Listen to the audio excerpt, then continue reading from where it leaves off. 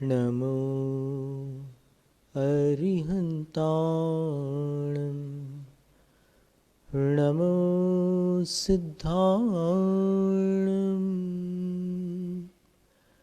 नमो आर्याणं नमो उवज्झायाणं नमो लोय सवसाहूणम्।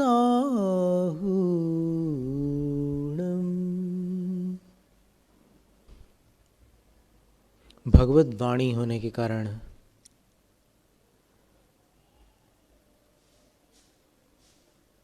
और गुरुओं के द्वारा लिपिबद्ध होने के कारण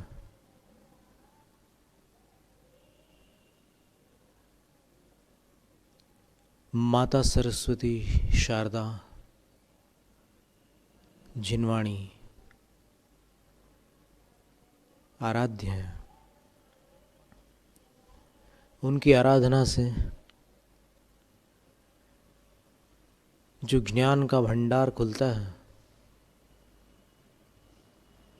उसमें से जीवन के अनमोल मोती,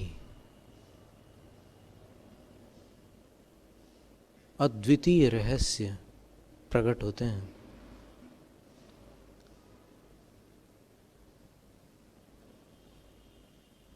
रहस्य यद्यपि उन शब्दों में नहीं है,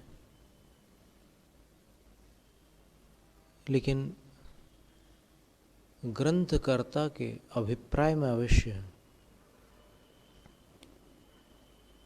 तो शब्दों को संकेत बनाकर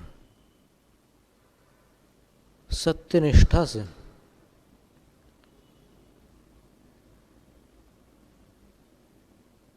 स्वाध्याय करने पर उसका कुछ परिचय प्राप्त होता है।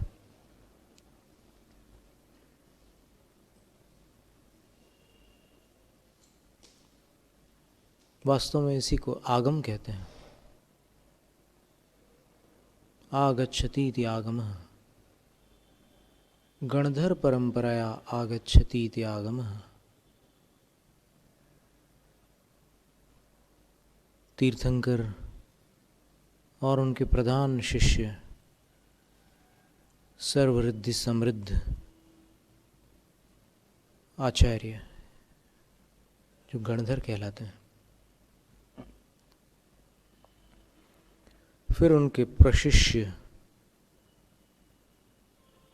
जो परंपराचार्य आरातीय कहलाते हैं, वहाँ से गुजरती हुई वो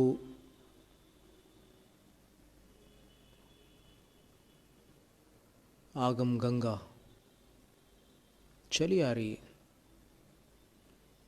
जिन शासन राज शासन नहीं है, धर्म शासन है।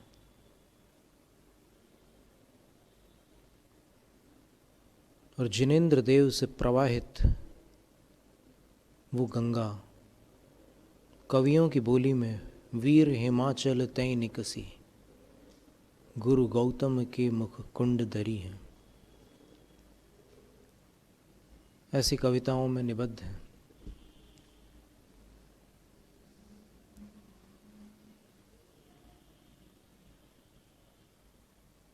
आचार्य पूज्यपाद स्वामी ने सर्वार्थ सिद्धि में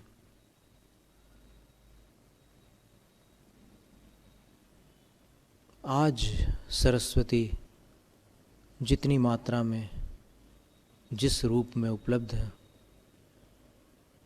उसको एक घड़े के बराबर माना है। और उस काल में जब साक्षात भगवान यहाँ पर विचरण करते थे, जो उनकी वाणी हुआ करती थी, वो वाणी समुद्र की उपमा को धारण करती है।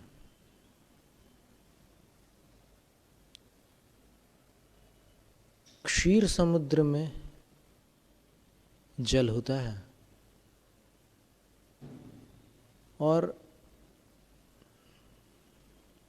वहाँ का जल यदि घड़े में भर लिया जाए तो भी वो जल होता है, उसकी जाति नहीं बदलती।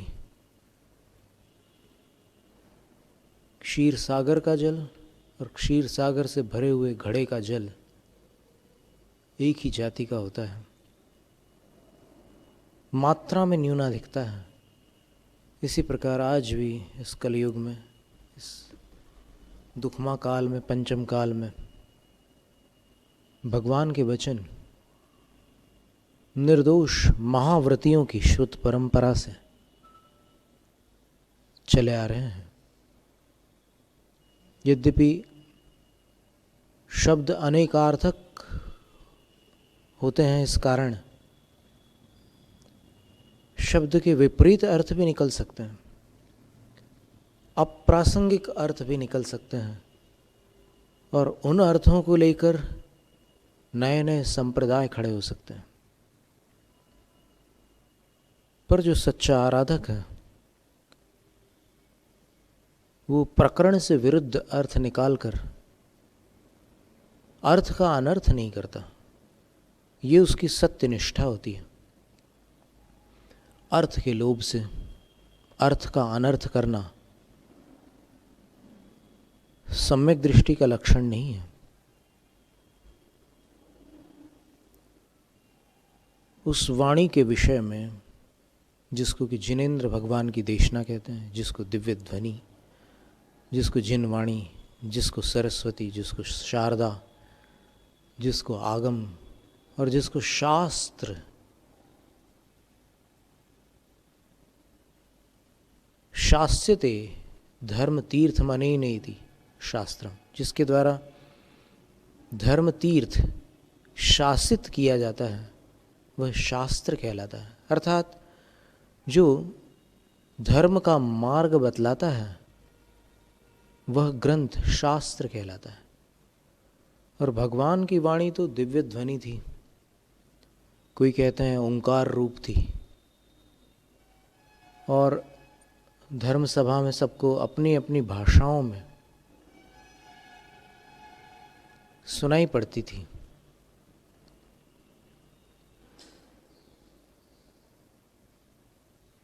उस वाणी को काव्य रूप में गुम्फित करने वाले जो गणधर थे, रिद्धिधारी थे, बड़े विद्वान थे, उन्होंने ग्रंथ का रूप दिया। इसलिए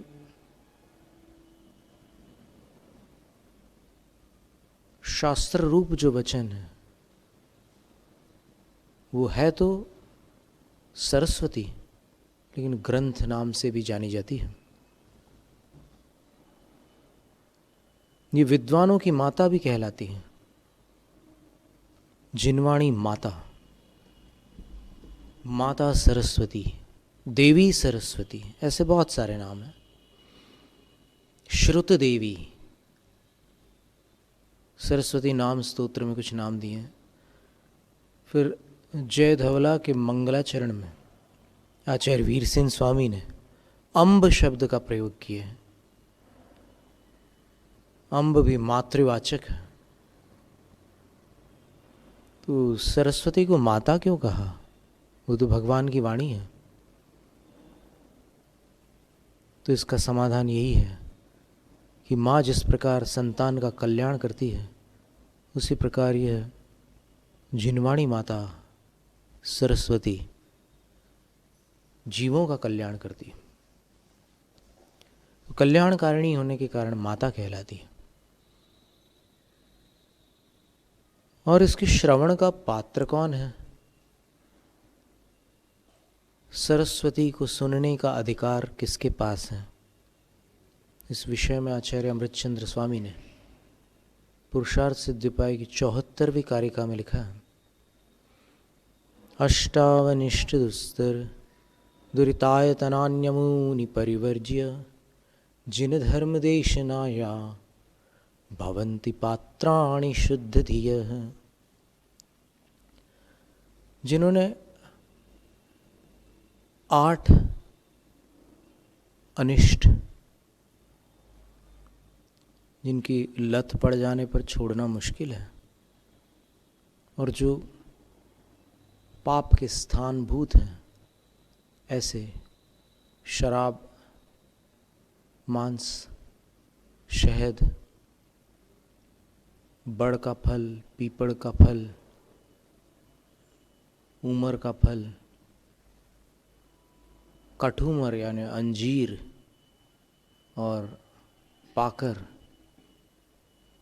जिसको यहाँ उत्तर प्रदेश में गूलर भी कहते हैं, इन 5 फलों को उन 3 मकारों के साथ मिलाकर, इन मदिरा, मांस और मधु, इनके साथ ही 5 फल छोड़े हैं। वह शुद्ध धिय संत, वह समूह अर्थात वे लोग जिन्होंने इन 8 का त्याग किया है, इन 8 को छोड़ दिया है, शुद्ध धिय, और जिनकी बुद्धि शुद्ध है, जिनकी बुद्धि अशुद्ध नहीं है। कुछ ऐसे भी लोग होते हैं जिनका खान पान बहुत शुद्ध होता है, किंतु बुद्धि वैसी शुद्ध नहीं होती जैसा खान पान है। तो आचार्य कहते हैं कि इन 8 को छोड़कर खान पान तो शुद्ध कर लिया, अब शुद्ध धिय संत, शुद्ध बुद्धि होते हुए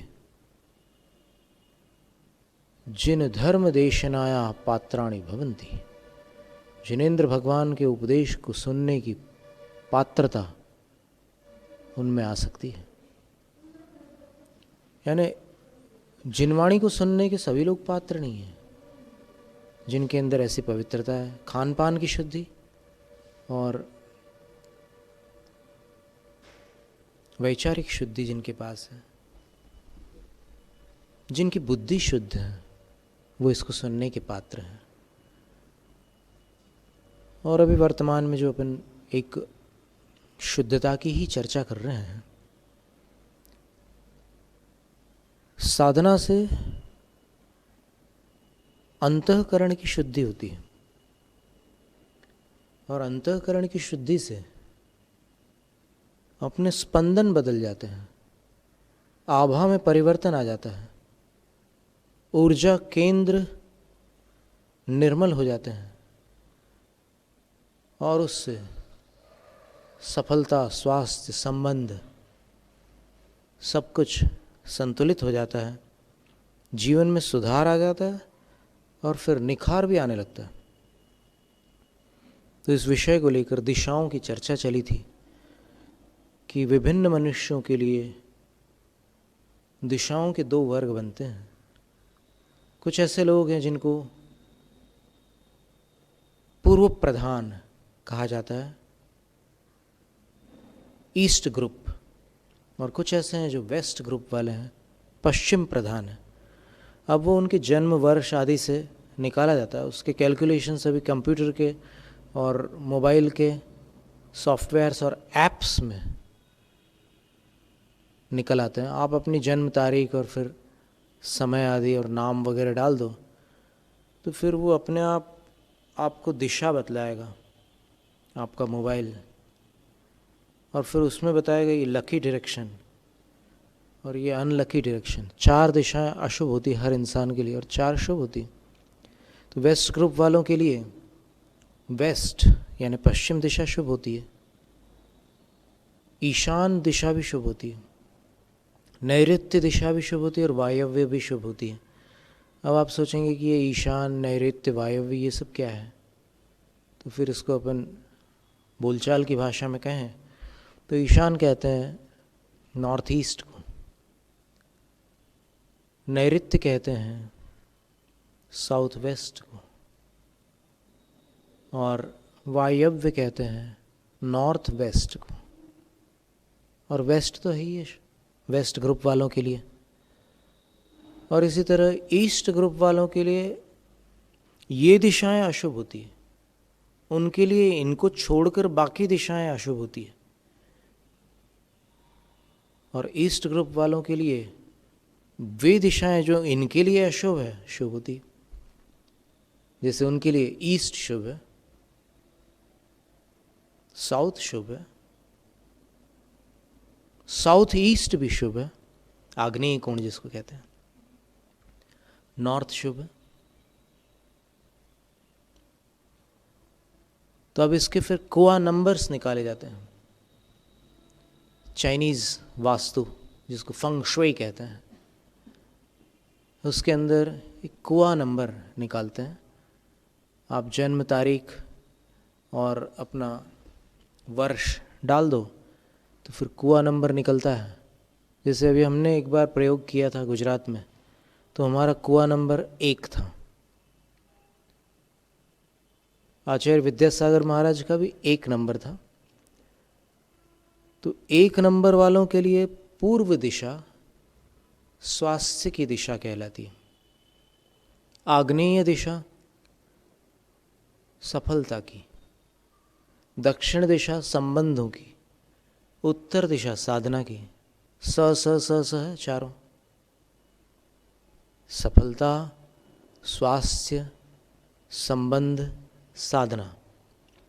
अब इन दिशाओं में अगर अपन कोई एक कागज़ में कोई लक्ष्य अपना निर्धारित करके उसको विधिवत रख दें, वो विधि भी वहाँ सिखलाते हैं, वो विधिवत रख दें। जैसे मान लो सफलता की दिशा में आप कोई अपना लक्ष्य रख दीजिए। शेरिल रिचर्डसन ने बड़ी सुंदर बात कही थी अपने एक लेक्चर में कि the only obstacle between us and our abundance is us. अपनी और अपनी तरक्की के बीच जो एकमात्र बाधा है वो अपन है। उसने अपने उस व्याख्यान में कहा कि 3 पीले कागज़ के टुकड़े ले लीजिए और अपनी 3 अभिलाषाओं को, अपने 3 लक्ष्यों को, विभिन्न क्षेत्रों में आपके लक्ष्य हो सकते हैं। जैसे खेल कूद में किसी का लक्ष्य हो सकता है कि मैं डिस्ट्रिक्ट का चैम्पियन बन जाऊं, स्टेट का बन जाऊं, नेशनल चैम्पियन बन जाऊं, या वर्ल्ड चैम्पियन बन जाऊं, या ओलंपिक्स चैम्पियन बन जाऊं, ECAD चैम्पियन बन जाऊं। कोई भी लक्ष्य हो सकता है, उसको लिख लीजिए। दूसरे कागज़ में आप अपने सफलता के क्षेत्र को चुन करके उसका लक्ष्य लिख लीजिए कि मुझे इतनी आर्थिक संपन्नता इष्ट है। और फिर किसी और में अपने संबंधों को लेकर के लिख लीजिए, अपनी साधना को लेकर के लिख लीजिए। 3 कागज़ लेना है, 4 दिशाएं भले हों, लेकिन उनमें से 3 चुन करके आपको 3 दिशाओं में वो 3 कागज़ संभाल करके रख लेना है। और उसका कहना है कि ऐसा हो नहीं सकता कि उस लक्ष्य को आप प्राप्त न करो। पर एक बात याद रखना कि किसी भी लक्ष्य को बनाने से पहले उसकी प्राप्ति के बाद आप उसको कितने हद तक आनंदपूर्वक झेल पाएंगे ये ज़रूर सोच लेना। क्योंकि कभी कभी लगता है कि ये मिल जाए, वो मिल जाए, एक्टर बन जाऊं, वो बन जाऊं, पर बन जाने के बाद जब उससे बात करते हैं तो पूछते हैं, पर बोलता है खास नहीं, वैसा ही है। मतलब उसको ये लगता है कि जीवन में मज़ा नहीं आ रहा है। तो कोई भी इच्छा है उसकी पूर्ति करना बुरी बात नहीं है, लेकिन पूर्ति होने के बाद उसका क्या नतीजा होता है उस पर विचार करना बहुत ज़रूरी है। और उसके बाद अगर आपको लगे कि बस नहीं, यही मेरे जीवन का केंद्र बिंदु है और यही मेरी सफलता और मेरी सार्थकता है, मेरा पुरुषार्थ यहीं सफल होगा, तो फिर आप बेधड़क उसको लिख दीजिए। लिखने के पहले आप 10 बार सोच लीजिए, लिखने के बाद कुछ नहीं हो सकता। लिख दिया, आपके हस्ताक्षर हो गए, फिर उसको प्राप्त कर सकते हैं। जैनम जयतु शासनम, जैनम जयतु शासनम, जैनम जयतु शासनम।